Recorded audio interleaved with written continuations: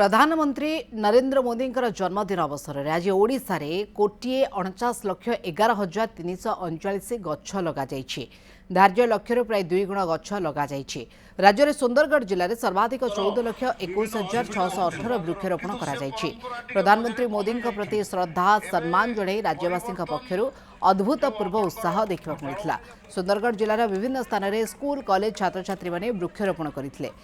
सहित रक्तदान शिविर अनुष्ठित होता। सुंदरगढ़ में माँ गछटिए कार्यक्रम में जोगदे केन्द्रमंत्री जुएल ओराम आम समाज में वृक्षर आवश्यकता और भविष्य पीढ़ी परिवेश संतुलन केते जरूरी से संपर्क में वार्ता देते। सेपरि कोरापुट जिले में 11 लाख अधिक, केन्दुझर 10 लाख अधिक वृक्षरोपण कर मयूरभंज और कलाहांडी अंचल में वृक्षरोपण में चतुर्थ और पंचम स्थान अधिकार प्रधानमंत्री नरेंद्र मोदी जन्म दिवस अवसर रे रक्तदान शिविर एवं वृक्षरोपण माँ के नाम एक पेड़